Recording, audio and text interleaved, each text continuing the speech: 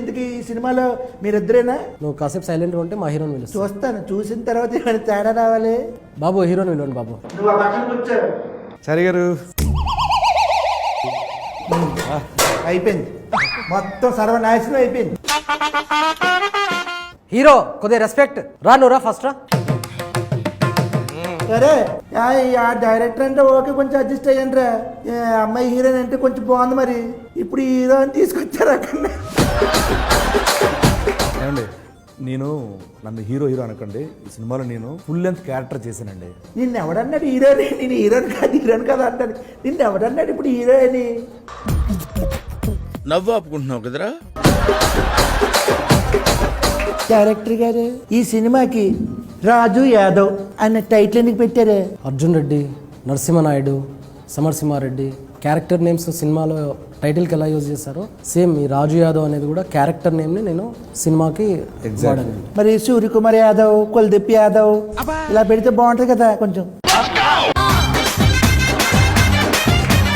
అవి north names, ఇది మన లోకల్ తెలంగాణ నేటివిటీ, తెలుగు వాళ్ళకి బాగా దగ్గరగా వినిపించింది రాజు యాదవ్. మరి లోకల్ అన్నా మరి ముంబై నుంచి తీసుకొచ్చేవే. ఇప్పుడు ఇండస్ట్రీలో చాలా మంది హీరోలు ఉన్నారు, అప్కమింగ్ హీరోస్ వస్తున్నారు కదా, కుర్రాళ్ళు బాగా మంచిగా సిక్స్ ప్యాక్లు చేసుకొని చాలా హ్యాండ్సమ్గా ఉంటారు. వాళ్ళందరినీ కాకుండా ఈయన్ని ఎందుకు హీరో పెట్టుకున్నారు మీరు? సరే ఏమనుకోద్ది, ఫీల్ అవ్వద్దు ఈడంటే. ఇతను తప్ప ఇంకెవ్వరు చేయలేరు అనేది మీ నోటుకుంటేనే మీరు చెప్పేస్తారు. అవునా? అంటే ఈ సినిమాలో భారీ యాక్షన్స్ ఏమైనా ఉన్నాయా? లేవు.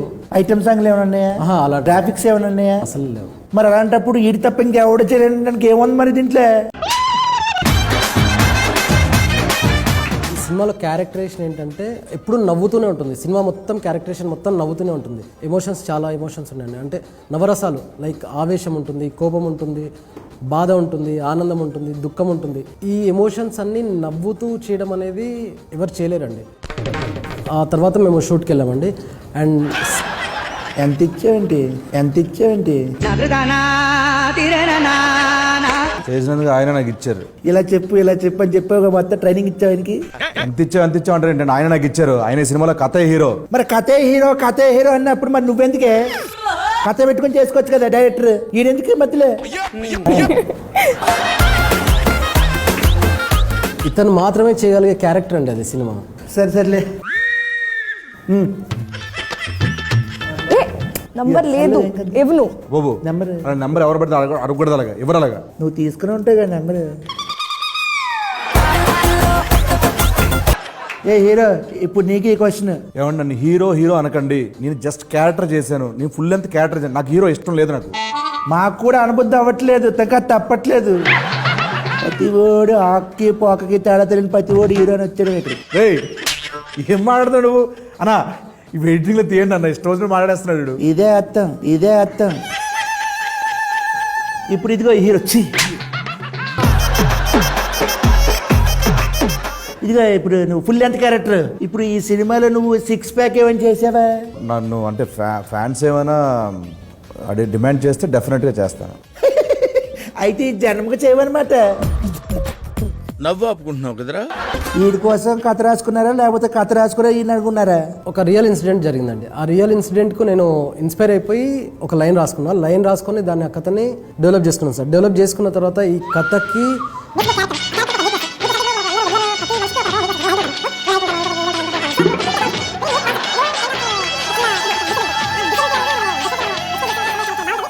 చెప్తున్నా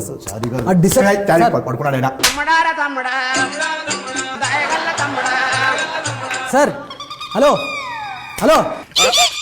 అయిపోయిందా? ఏంటండి క్యారెక్టర్ గురించి అడిగి మీరు అలా పడుకుంటున్నారు? నేను కథ ఎలా రాసుకున్నావా అని అనుకున్నావా లేకపోతే రాసుకున్న తర్వాత అన్నాను? ఇక్కడ కథ రాయమనిలే.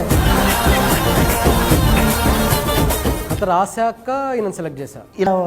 I watched teaser. లాస్ట్లో ఓహో ఈయనకి ఈ ఫెసిలిటీ కూడా ఉందా, ఓ డైలాగ్ అయినా వస్తుంది. तो अच्छे क्वेश्चन पूछो ना. ये किसकी पहले क्या रहता है? ये किसके बारे में क्या रहता है? ये किस क्यों है? ये किसके लिए?